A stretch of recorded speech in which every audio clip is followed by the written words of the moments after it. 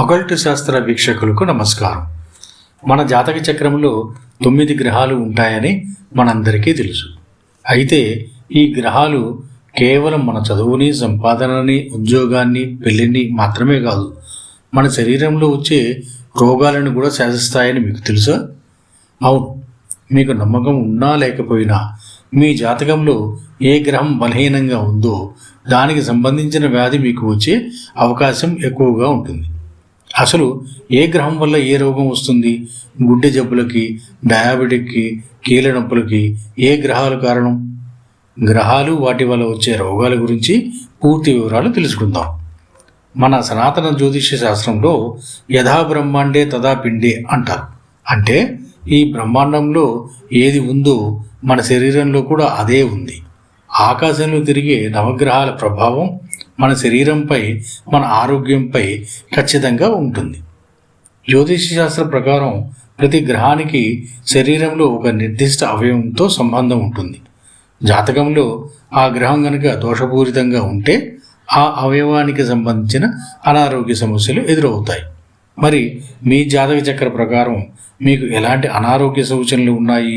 ఏ గ్రహ ప్రభావం వల్ల ఎలాంటి రోగాలు వస్తాయి? వాటికి పరిహారాలు ఏమిటి అనేది ఈ నవగ్రహాల గురించి, ఒక్కొక్క భావంలో ఒక్కొక్క గ్రహం ఉంటే ఎటువంటి ఫలితాలు ఇస్తాయో తెలుసుకునే ప్రయత్నం చేద్దాం. ప్రతి గ్రహంపై ఒక్కొక్క వీడియో ఉంటుంది. ప్రతి వీడియోను ఎక్కడా స్కిప్ చేయకుండా చివరి వరకు చూడండి. అకల్ట్ శాస్త్ర యూట్యూబ్ ఛానల్ని చూడండి. Like, share and subscribe. జ్యోతిష్య శాస్త్రంలో శని భగవానుడు ఆయుష్కి, మందగమనానికి మరియు దీర్ఘకాలిక వ్యాధులకు కారకుడు. శని ప్రభావం వల్ల కలిగే జబ్బులు సాధారణంగా నెమ్మదిగా మొదలై ఎక్కువ కాలం ఇబ్బంది పడతాయి. ముఖ్యంగా ఎముకలు, కండరాలు, నరాలు, దంతాలపై శని ప్రభావం అధికంగా ఉంటుంది.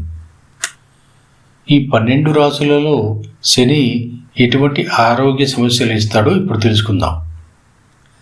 1వ భావం అంటే లగ్నం, శరీర బలహీనత, దీర్ఘకాలిక తలనొప్పి, గ్యాస్ట్రిక్ సమస్యలు, సోమరితనం ఇస్తాడు. 2వ భావంలో దంత వ్యాధులు, కంటి చూపు మందగించడం, మాటలో లోపాలు, నిదానంగా మాట్లాడటం, ముఖ్యంగా నల్లటి మచ్చలు ఉంటుంది. 3వ భావంలో చెవి సమస్యలు, శ్వాసకోశ ఇబ్బందులు, భుజాల నొప్పులు, చేతులు తిమ్మిర్లు పట్టడం వంటి సమస్యలు వస్తాయి. 4వ భావంలో శని ఛాతీలో నొప్పి, ఊపిరితిత్తుల వ్యాధులు, గుండె బలహీనత, మానసిక ఒత్తిడి ఇస్తాడు. 5వ భావంలో సంతానలేమి, కడుపులో గడ్డలు, ట్యూమర్స్, అజీర్తి, గుండెల్లో మంట. 6వ భావంలో శని కిడ్నీ వ్యాధులు, పక్షవాతం, పెరాలసిస్, ఆపరేషన్లు, దీర్ఘకాలిక రోగాలను ఇస్తాడు. 7వ భావంలో నడుము నొప్పి, కీళ్ళవాతము, మూత్రనాళ సమస్యలు ఉంటాయి. 8వ భావంలో దీర్ఘకాలిక వ్యాధులు, ప్రమాదాల వల్ల ఎముకలు విరగడము, ఆర్సెమొలలు అంటే పైల్స్, ఆయుష్పై ప్రభావం చూపే అవకాశాలు ఉంటాయి. 9వ భావంలో కాళ్ళనొప్పులు, తుంటి ఎముక బలహీనత, నరాల వాపు ఉంటుంది. 10వ భావంలో మోకాల నొప్పులు, కీళ్ళలో గుజ్జు తగ్గడం, శరీర అలసట ఉంటుంది. 11వ భావంలో ఎడమ చెవి నొప్పి, కాలి చీలమండల నొప్పులు, రక్తస్రావణలు ఉంటాయి. 12వ భావంలో నిద్రలేమి, పాదాల నొప్పులు, కంటి వ్యాధులు, మానసిక ఒంటరితనము ఇస్తాడు. ప్రధానంగా ఎముకలు మరియు కీళ్ళ నొప్పులు, కీళ్ళవాతం మరియు ఎముకల సాంద్రత తగ్గడం వంటివి శని దోషం వల్ల కలుగుతాయి. నరాల బలహీనత, నాడీ సంబంధిత వ్యాధులు, శరీరం పక్కకి పడిపోవడం, పెరాలసిస్ లాంటివి ఇస్తాడు. క్యాన్సరు లేదా ఇతర నయం కాని లేదా ఎక్కువ సమయం పట్టే జబ్బులు ఇస్తాడు. శని దోష నివారణకై హనుమాన్ చాలీసా లేదంటే హనుమాన్ ఆరాధన చేయడం, హనుమంతుడిని పూజించడం, ప్రతి శనివారం హనుమాన్ చాలీసా పఠించడం వలన శారీరక పటుత్వము పెరుగుతుంది, శని దోషము తగ్గుతుంది. శని త్రయోదశి నాడు అభిషేకం.